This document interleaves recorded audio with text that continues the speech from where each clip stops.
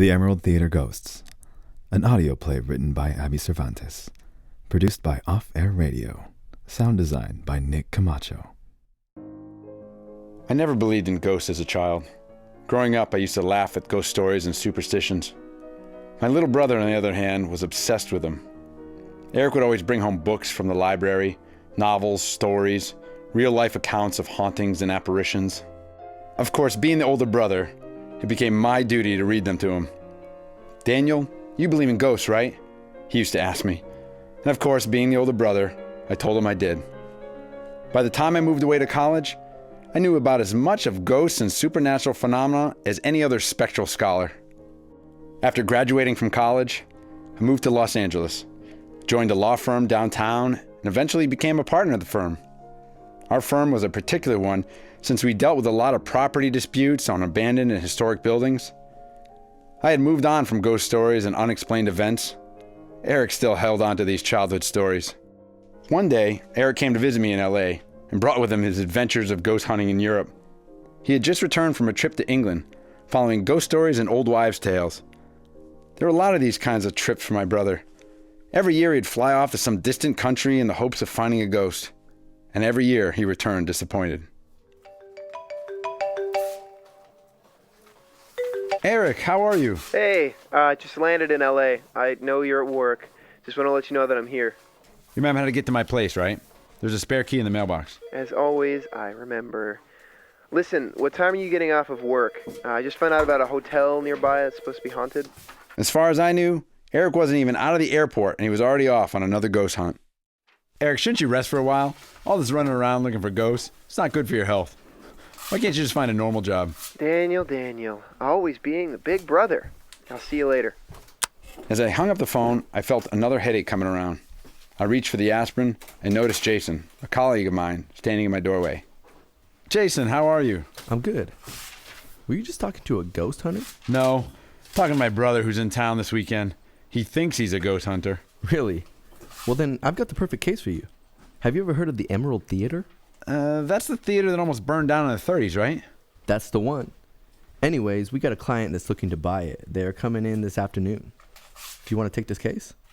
Why not? It was those two words, "why not," that set me off on an adventure I'll never forget. If Eric wasn't in town that week, or if Jason hadn't overheard me talking to my brother, I wouldn't be here telling you this story. The client came in that afternoon. I won't tell you their names, but they were once highly esteemed in the theater business. Our meeting went by simply enough. They wanted to purchase the Emerald Theater and restore it to its former glory, with the hopes of opening the theater once again.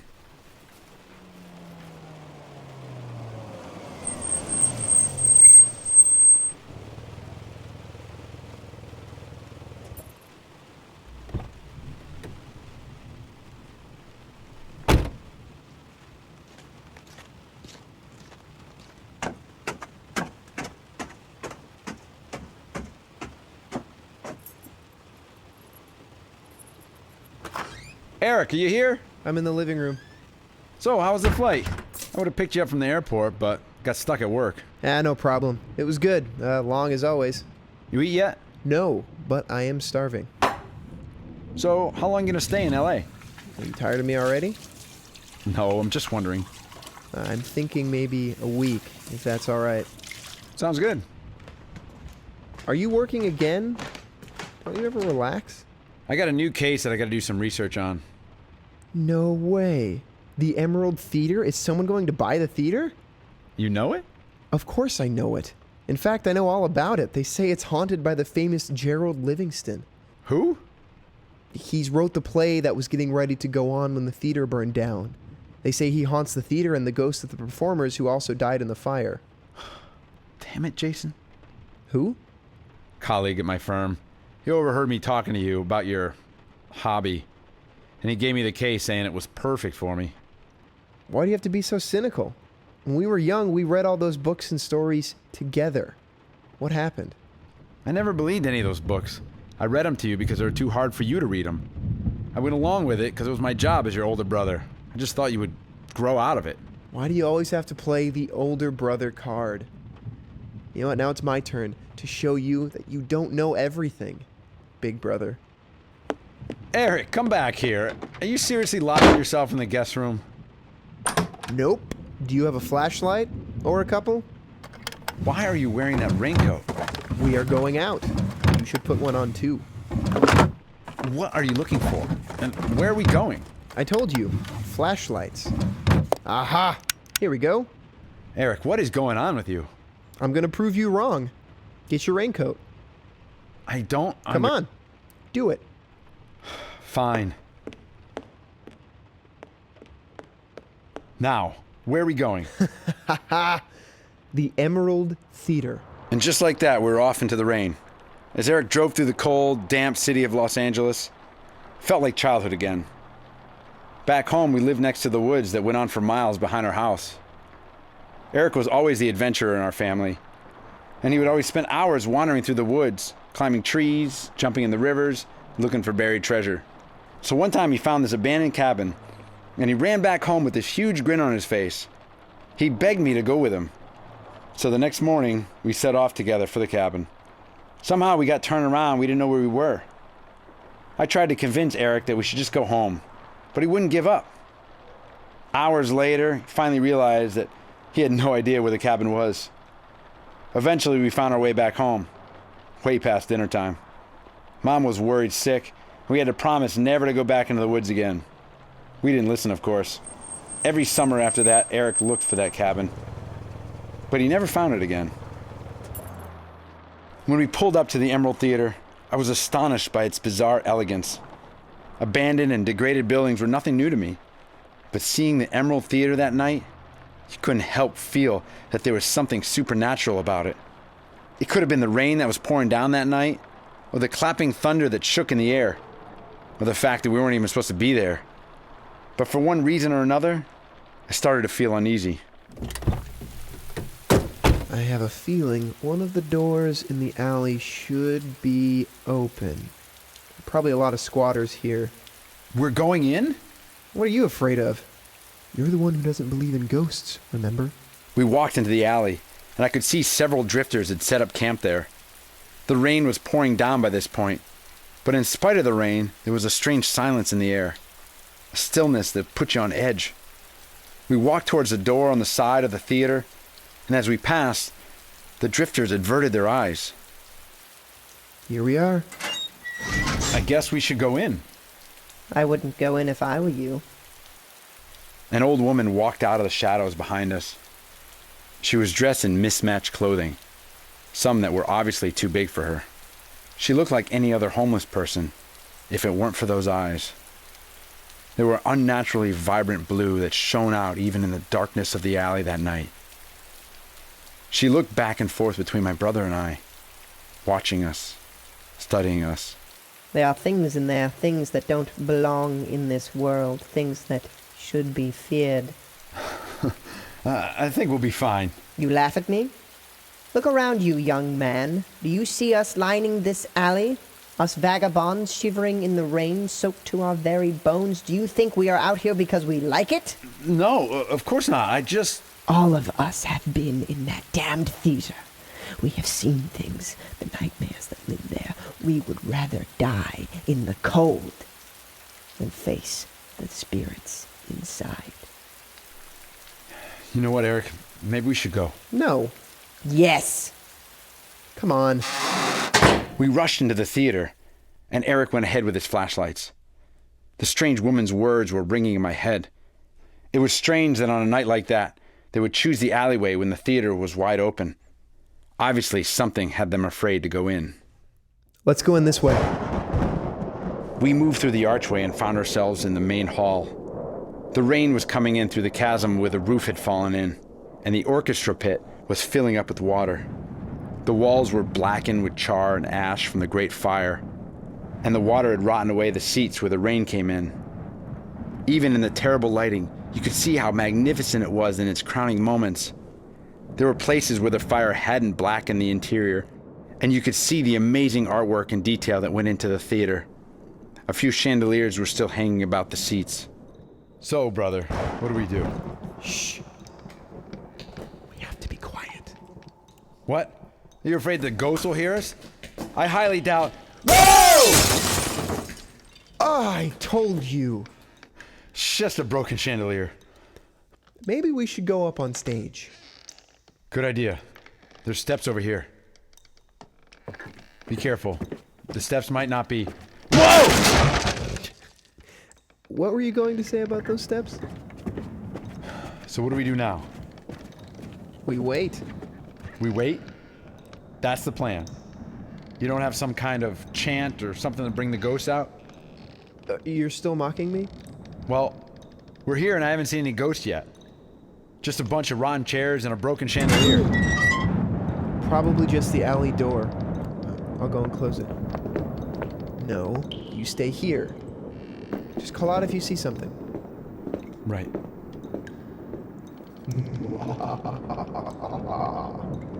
Eric? Very funny, Eric. Now go close the door. All right, that's enough now. Eric? Eric! Eric, where are you? I was closing the door. What happened? You know what happened. No, I don't. Just admit it. It was you, laughing. Laughing? Why would I be... Please tell me you heard that. It's probably just that homeless lady in the alley. No. She's still in the alley. Can we just get out of here? I want to go check out the lobby. Come on. What? Listen. Is that music? Where's it coming from? It's coming from the stage. Sure enough, the music was coming from under the stage. Slowly, the music began to crescendo and fill the whole theater. It was elegant and graceful. What is this? It sounds like there's an orchestra in here. Do you like it? It's an original piece. We turned around and saw the strangest thing standing in the doorway. It was a man. But not just any man. No, he was a sharply dressed man in a double-breasted navy suit with an umbrella in the crook of his arm and a bowler hat in his hand. Never got around to giving it a proper name. Just Symphony No. 1. Eric and I stood there watching this man that seemed to appear out of thin air. Everything in me wanted to run, but somehow I managed to bring myself to speak. It's nice. He started to walk towards us, and I took a chance to steal a glance at my brother. His face was pale white. I turned back to the man as he walked into a beam of light, and I nearly fainted. As soon as the light hit him, you could see right through him. He clearly saw my astonished face and laughed at me. There are some things you never get used to when you're a ghost. Believe me now? Who are you? Name's Gerald Livingston, auteur, playwright, and musician, and ghost. He was about 4 feet from us, and he kept walking until he passed right through us. I still feel the sting of coldness I felt when he passed through me.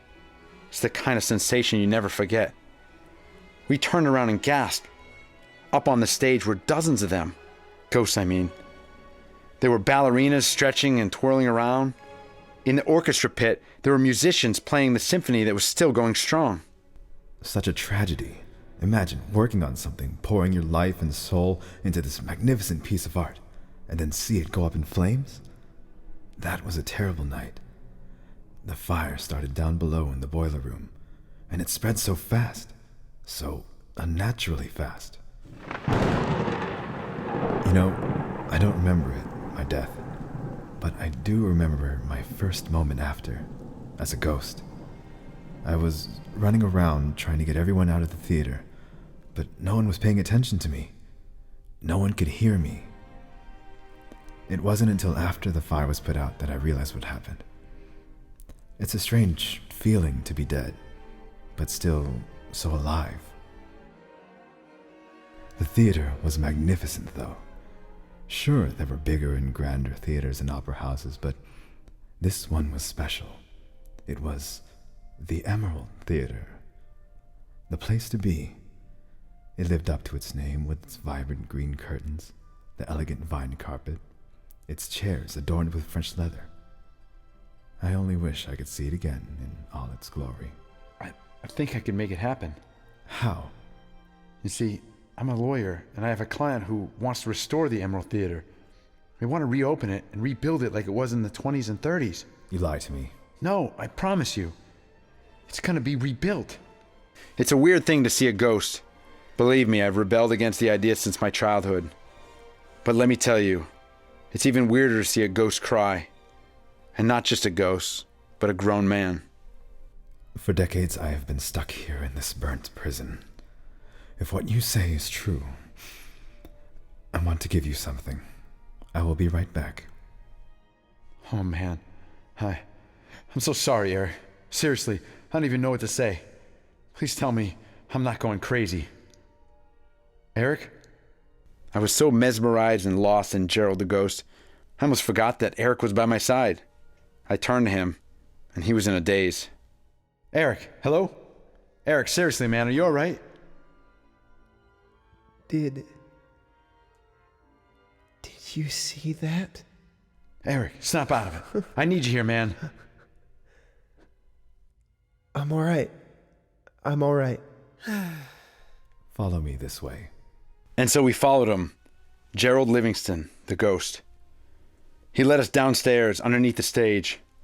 Everything was black and charred and crunched under our feet. Over here. I don't think I can get over there. All this wood and rubble is in the way. Let me try and climb over it. What am I looking at? The safe, and the only copy of my masterpiece. I thought all the copies burned in the fire. Yes, but I hid a copy of the play and all the music that was written in here. It was supposed to be a safeguard, although it didn't do much good since I never told anyone it was here. One of the plights of being a phantom is you don't have hands. Well, not physical hands. Daniel, I need your help and your word. Yes, anything. If I give you what is in this safe, I need you to promise me you will make sure that this theater is given a proper resurrection.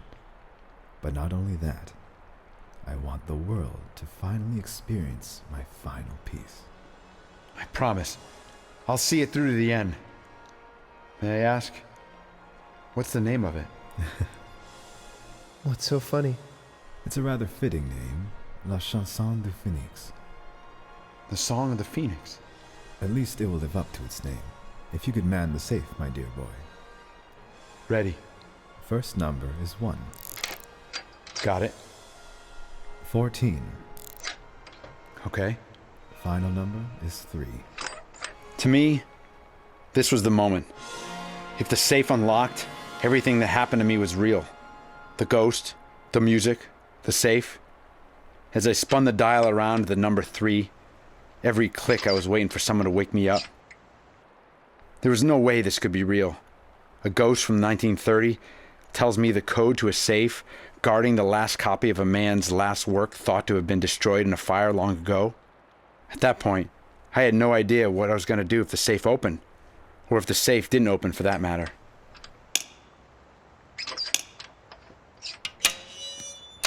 There's no way. It just opened up. I must be dreaming. Oh my God. It's there. It's really there. Look at it. Give me your flashlight. And sure enough, there it was. Perfectly safe. Unmarked by the fire. Untouched by mold or dust.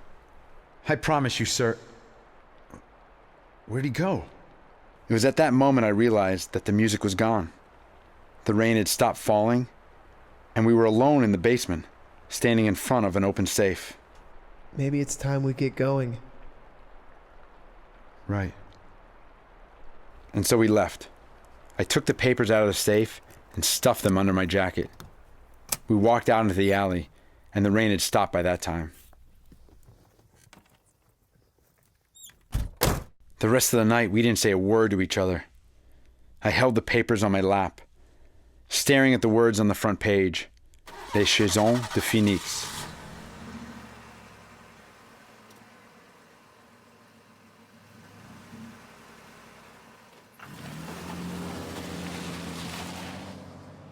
We got home and I put the papers down in the kitchen and fell asleep the second I landed in bed. That morning, I woke up thinking I had the strangest dream. That mindset quickly changed when I saw those papers sitting on the kitchen table.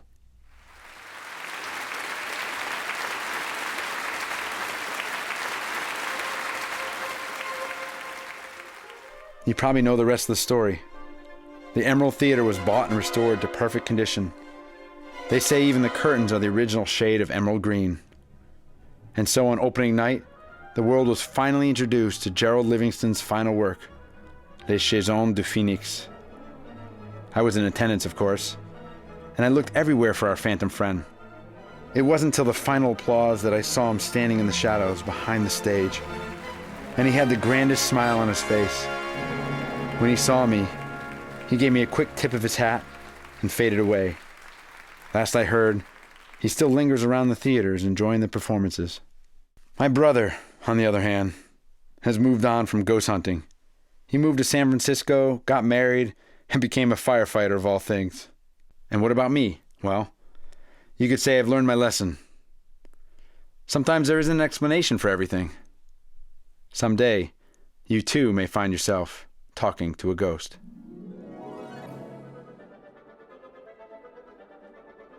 If you enjoyed this free radio play, we encourage you to donate to the project. To find out how, go to offairradio.com.